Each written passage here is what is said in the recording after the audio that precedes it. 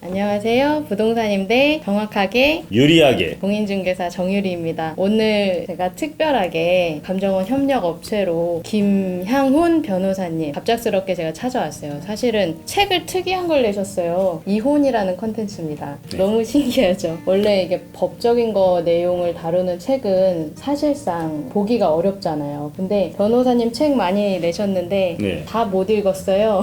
이 책만은 진짜 궁금해서 제가 사실 달려왔어요. 보시면 당신의 이혼을 응원합니다예요. 사실 이혼이란 게 그렇게 좋은 일은 아니잖아요. 그래서 저는 미혼이거든요. 조금 더 조심스럽긴 해요. 근데 분명히 이 책의 타겟이 이혼을 하신 분은 아닐 것 같아요. 다 아실 거 아니에요. 미혼자분들도 결혼을 이제 앞두고 계신 분들도 좀 참고할 만한 내용이 있지 않을까 해서 왔고요. 재미있는 내용들 그리고 제가 미혼자로서 궁금한 내용들 질문해볼게요. 네.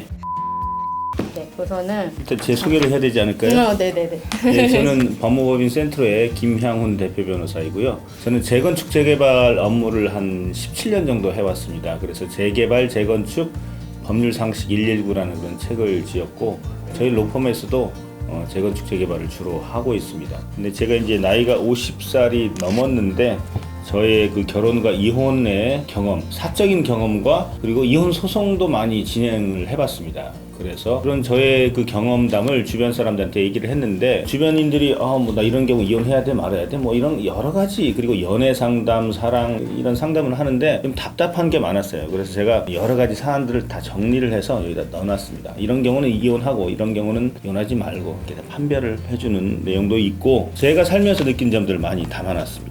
감사합니다. 간단하게 질문 몇 가지 드릴게요. 우선은 연애를 많이 해보면 결혼 성공률이 높을까요? 이혼을 안 할 수 있는 제가 뭐 확률이 연애 높을까요? 박사는 아닌데요. 연애를 많이 했다고 해서 결혼 성공 확률은 높다라고 볼 수는 없겠습니다. 실례지만 대표님 연애 예. 많이 해보고 결혼하셨어요? 아니 그렇지는 않습니다.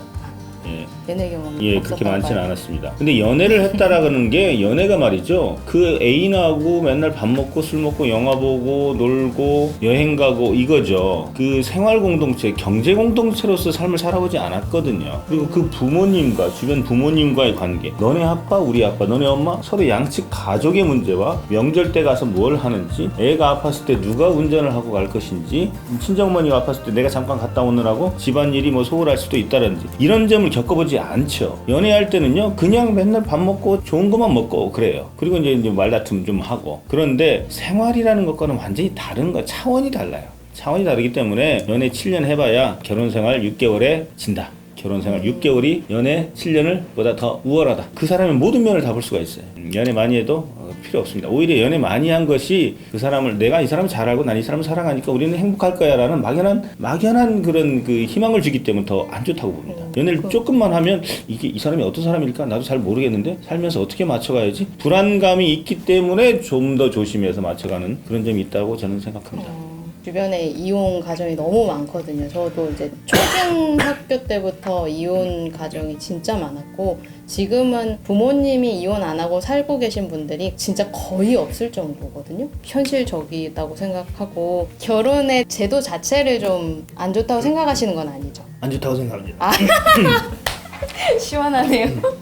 결혼 제도가 너무나 자유를 이해될 억제하는 것 거기 때문에 결혼 제도도 있고 본거, 사실혼 제도 그리고 그 중간에 해당하는 어떤 적절한 중간 장치가 필요하다. 저는 그렇게 생각합니다. 미혼자들한테 좀 희망을 주는 얘기도 좀 해주면 안 돼요?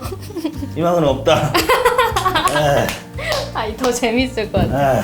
미혼자들에게 희망은 없대요, 선생님.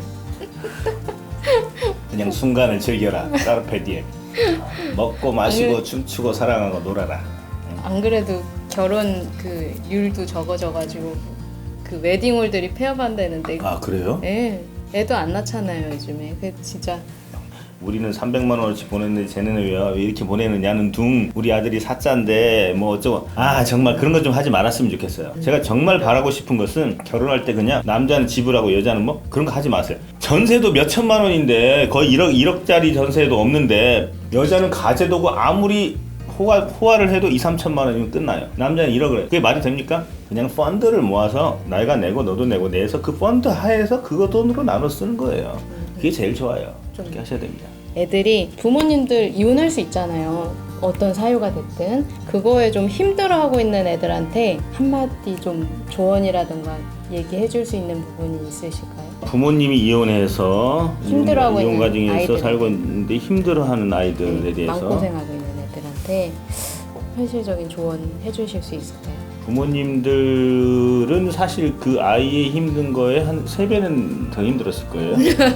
그치. 그 3배 이상, 그리고 아이들이 힘들 거라는 것을 충분히 예상하면서도 그럼에도 불구하고 견딜 수가 없기 때문에 한 것이기 때문에 저는 그런 입장은 당해보지는 않았는데 부모님은 더 힘들었을 것이기 때문에 부모님을 더 힘들게 하지 않기 위해서 본인이 힘든 것이고 나중에 부모님한테 배상금을 청구를 하십시오. 네, 학비나 기타 취직 결혼할 때 좀 받아내세요. 그거를 좀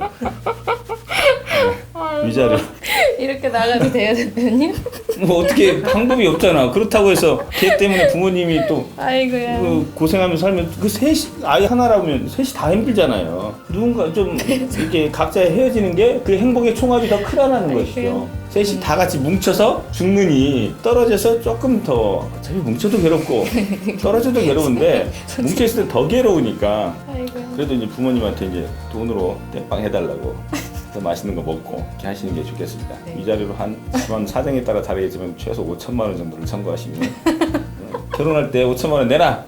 또 결혼을 해야 되잖아요. 도움 되셨으리라 네. 생각합니다. 예. 이 책은 어떤 분이 보시면 도움이 될 것 같고 그리고 이거요? 또 간단한 홍보 말씀 마무리해 예, 주시면 제가 쓴 당신의 이혼을 응원합니다라고 했는데 제 책에 보면은 여기다가 괄호 열고 이혼 옆에다가 행복을이라는 말을 써놨어요.